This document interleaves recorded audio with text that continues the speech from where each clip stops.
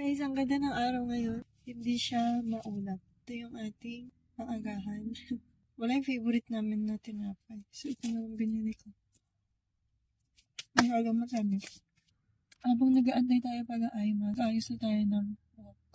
Ito yung ako may wagang gamit para sa buhok. Sinusuklay ko lang siya. Madalas, pinapatuyo ko muna ito. Siya. Nagdalagas yung buhok. Guys, last day ko na ngayon sa work ko. Ano yun, medyo malungkot kasi yung nakasanayan kong environment ay napapanood na naman ako at natatakot ko rin. Dahil magkakaroon na naman ako ng environment soon kung papasa loobin. Ganito lang yung routine ko, guys. Since it's my last day, siyempre gusto ko mai-document lahat ng aking mga pangyayari dito sa work. Everyday routine at right.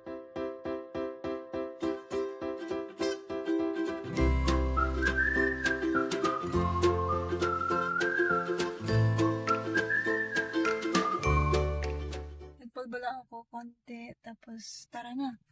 Magta-time in na tayo dahil alas 7 na.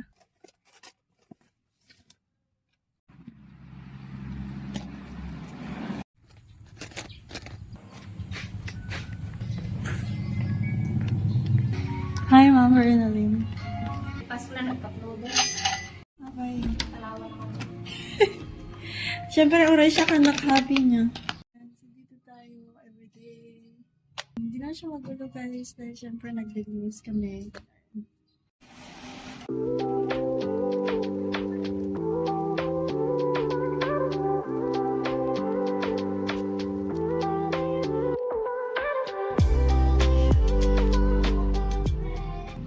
Ito naman yung ating responsibility point, guys. Yung isa, tuluyan na siyang nabuhay. Ayan, nag-uugat na siya. Pero yung isa, ayan. Nung lumabas ito, tapos biglang nag-stop na siya ganyan. Hindi na siya lumaki, guys. Yung kung anong problema niya.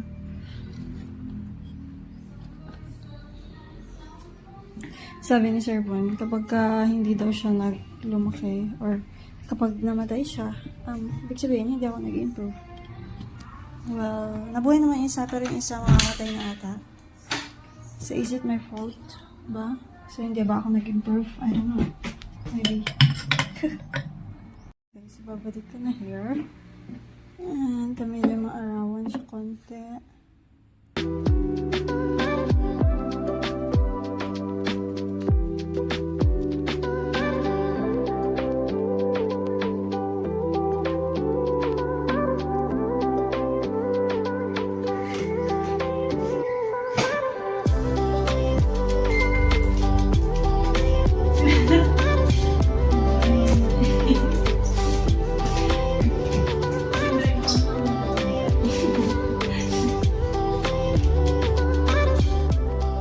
Inventory muna tayo.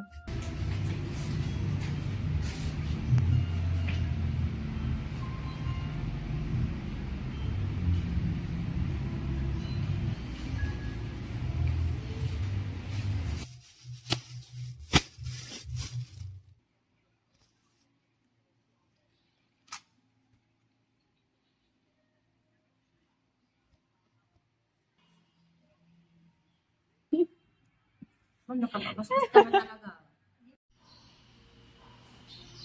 Ito ang veranda nila.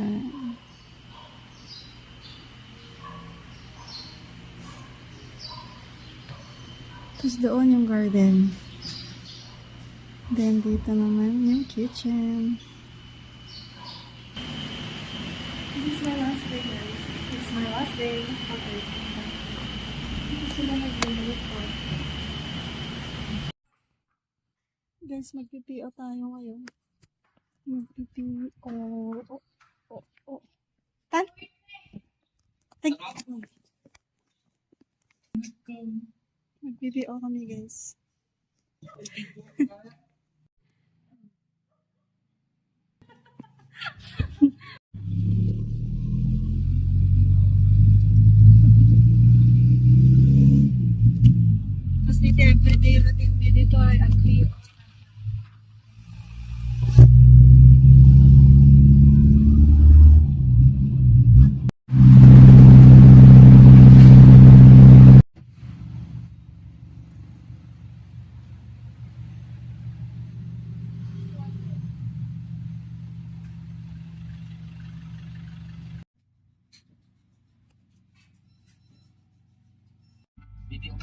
Mensa.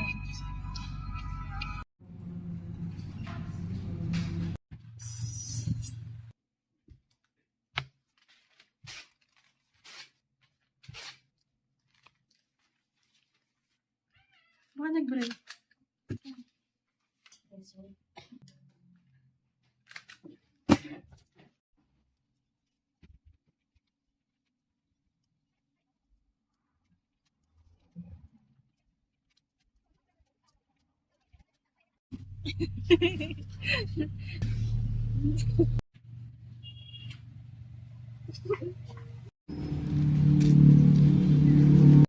Guys, gusto kong mag-snorkel. Samahan niyo.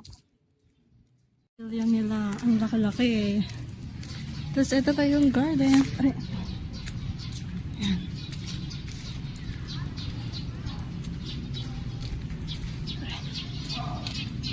Ang gulas yun. Pupunta tayo dun sa likod.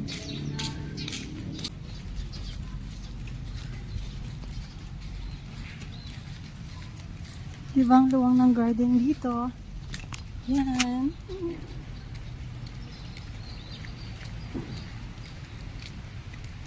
Diyan ako madalas magtambay dyan sa may kubo. At saka doon sa may taas doon. Doon sa may laundry doon. Doon ako madalas nagtatambay, guys. Kasi nag-aantay ako dito ng 3 hours. Hello. Ayan yung swimming pool. Ang ganda ng swimming pool nila, guys. It's so perfect talaga dito. Siguro kung may na-imagine kayong resort, ito na yun. Uy, hindi ako ganito mag-praise ha. Ang ganda kasi dito, guys. Kahit nung hindi pa ako nag-work dito, syempre, first time ko nung in-interview ako ni Sir Bonso, pinapasyal niya ako dyan sa likod. And sobrang na-appreciate ko siya. Saka sobra sila sa maintenance, guys. Ayan. So, pupunta tayo ngayon sa kanilang beachfront. Ito yung beachfront nila. Hindi naman siya high tide, no? Low tide naman. So, tara. Siguro ganito na ako. Ganito na ako mag-ligo. Let's go, guys.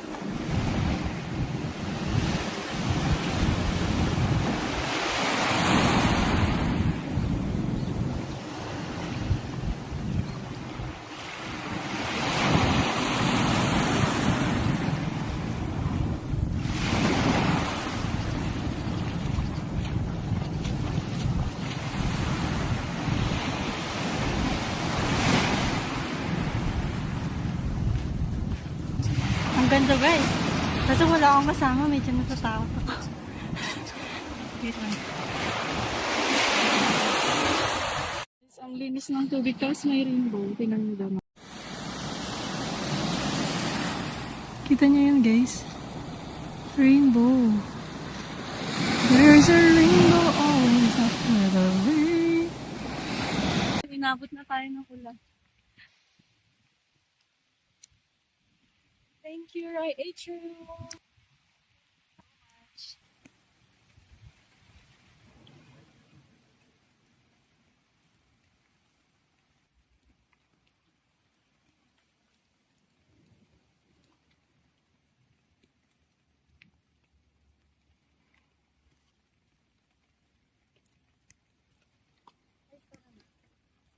Sabihin na babalik na tayo dito.